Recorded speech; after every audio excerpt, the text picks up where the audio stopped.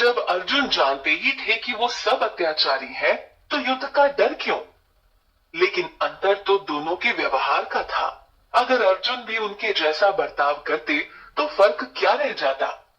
यही बात अर्जुन को धूर्त दुर्योधन व उसके अन्य भाइयों से अलग करती है। अर्जुन भगवान श्री कृष्ण से आगे कहते हैं कि यद्यपि लोभ से वशीभूत होकर ये लोग अपने कुल के नाश होने और मित्रों से शत्रुता होने में किसी भी प्रकार का पाप नहीं देख रहे हैं, इस वाक्य से समझ आ रहा है कि अर्जुन को विपक्षी दल के भाव का अनुमान था, लेकिन फिर वो भी उनके समान बर्ताव करने से बच रहे थे। ये सोच किसी पुण्य आत्मा की ही हो सकती है, जिसे अर्जुन ने दिखा दिया, जो धर्म मार्ग पर खड़े थे। अर्जुन अपने सारथी जो स्वयं भगवान श्री कृष्ण हैं, से बोलते हैं कि हे जनार्दन, हमें अपने वंश के नाश हो जाने के दोष से बचने के बारे में क्यों नहीं सोचना चाहिए? अर्जुन बार बार कौरवों को मारने के बाद खुद पर लगने वाले पाप पर विचार कर रहे हैं। दुविधा में फंस चुके अर्जुन को युद्ध के बाद होने वाला विनाश व दुष्परिणाम दिखाई दे रहा था, जिसे विपक्षी दल नहीं देख पा रहा था। इसी कारण अर्जुन युद्ध नहीं करना चाह रहे थे और फिर श्री कृष्ण से भी पूछते हैं कि भला वो इसके बारे में क्यों ना सोचें और आखिर क्यों इस अपराध में शामिल हुए। अर्जुन अपने भाव को और मजबूती से प्रस्तुत करने के लिए अब कुल परंपरा पर बात करते हैं। अर्जुन कहते हैं कि कुल के नाश होने से सनातन धर्म नष्ट हो जाता है और अगर धर्म नष्ट हो गया तो उस कुल के बाकी लोग पाप के अधीन हो जाते हैं। बिना धर्म के पाप बढ़ जाता है, जो लोगों की बुद्धि को हर लेता है, उन्हें बुरे मार्ग पर धकेलता है। परिवार सबको नियंत्रित रखने की उचित जगह है और कुल परंपरा के माध्यम से धर्म की रक्षा होती है। ऐसे में अगर परिवार ही ना रहे तो धर्म की रक्षा कैसे होगी? अर्जुन अपनी इस चिंता के साथ धर्म की महत्ता पर बल दे रहे हैं। परिवार के महत्व पर विचार करते हुए अर्जुन आगे यह कहते हैं कि पाप के अधिक बढ़ जाने से उस कुल की स्त्रियां दूषित हो जाती हैं। हे वार्ष्णेय, अगर स्त्रियां दूषित हो जाती हैं तो इससे वर्ण संकर उत्पन्न होता है, यानी अवांछित संतानें पैदा होती हैं, जो आगे चलकर पाप को और बढ़ाती हैं। यहाँ श्री कृष्ण को अर्जुन ने वार्ष्णेय कहकर संबोधित किया है, क्योंकि वो वृषण वंश में उत्पन्न हुए। अर्जुन पहले परिवार जनों के युद्ध में मारे जाने से चिंतित थे और अब उस चिंता को धर्म की हानि से जोड़ दिया। इससे समझ आ रहा है कि वो कितने बड़े धर्मात्मा पुरुष थे, जो हर कदम पर धर्म की सोचते थे। पिछले श्लोकों में अर्जुन ने कहा कि कुल परंपरा के नष्ट होने से उस कुल की स्त्रियां दूषित हो जाती हैं, जिस कारण वर्ण संकर उत्पन्न होता है। अब अर्जुन बोलते हैं कि परिवार में ऐसी अवांछित संतानों की वृद्धि से ही उस कुल का नाश होता है, क्योंकि ऐसी कुल घाती संतानें परिवार की परंपरा का ठीक से पालन नहीं करती हैं, जिस कारण उस कुल के पितर भी नरक में जा गिरते हैं, क्योंकि पारिवारिक परंपरा के टूटने से पुरखों को जल और पिंड दान देने वाला कोई नहीं बचता। अर्जुन यही बताने के प्रयास में है कि किस तरह धर्म का जीवित रहना बेहद आवश्यक है और इसे कुल परंपरा के माध्यम से बचाया जा सकता है। परिवार की नींव ढहते ही सब कुछ ढह जाता है, जिस कारण सिर्फ परिवार ही नहीं बल्कि कुल के पुरखों का भी पतन हो जाता है।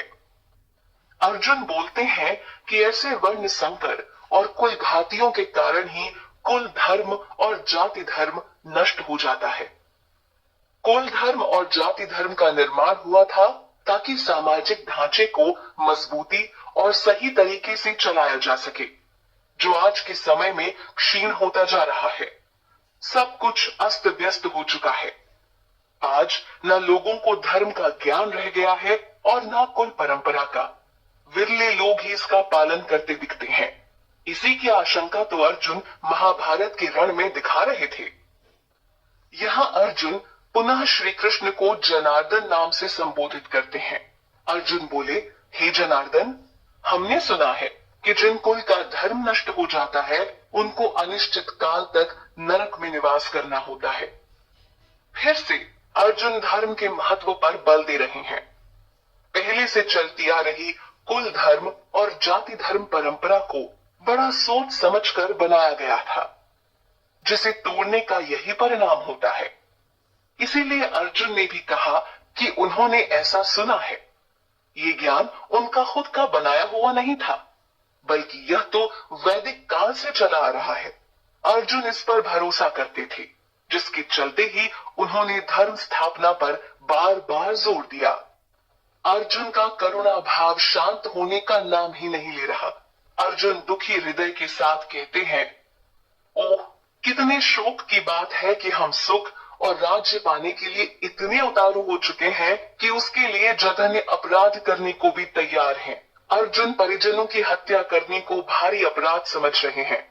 वो बार बार सिर्फ यही विचार कर रहे हैं कि भला कैसे हम राज्य सुख पाने के लिए अपने ही संबंधियों का वध कर सकते हैं। अर्जुन को इसमें अनिष्ट दिखाई दे रहा था, धर्म की हानि नजर आ रही थी। फिर भी उन्होंने आखिरी क्षण तक धर्म का विचार नहीं त्यागा। अर्जुन पूर्ण रूप से युद्ध करने के प्रति हतोत्साहित प्रतीत हो रहे थे। जिस प्रकार वो कहते हैं कि अगर धृतराष्ट्र के पुत्र अपने शस्त्रों से मुझ निहत्थे को अगर मार भी दें, तो यह भी मेरे लिए अच्छा होगा।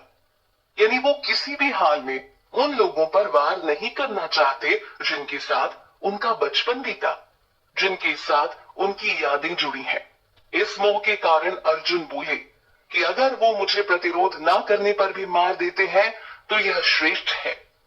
पर वास्तव में धर्म केंद्रित होने के कारण ही अर्जुन के मन से ये भाव उत्पन्न हो रहे हैं। संजय, जो कि राजा धृतराष्ट्र के कक्ष में युद्ध स्थली का पूर्ण वर्णन उन्हें दे रहे थे, संजय उन्हें बताते हैं कि इस प्रकार अपनी बात श्री कृष्ण के समक्ष रखने के बाद अर्जुन अपने धनुष तथा बाण को एक तरफ रख देते हैं। अर्जुन उन्हें त्याग कर रथ के आसन के मध्य में बैठ जाते हैं। अर्जुन से जितना कहा जा सका उन्होंने कहा। उन्होंने अपनी चिंता, शोक, विचार सब कुछ को प्रस्तुत कर दिया, जिसके बाद वो अपने धनुष बाण को छोड़ रथ के आसन पर बैठ गए। इस प्रकार भगवत गीता का पहला अध्याय अर्जुन विषाद योग पूर्ण हुआ। इस अध्याय में अर्जुन के मन में आए शोक और शंका का वर्णन हुआ है, जिसके निवारण के लिए उन्हें आगे समाधान स्वयं भगवान श्री कृष्ण देने वाले हैं।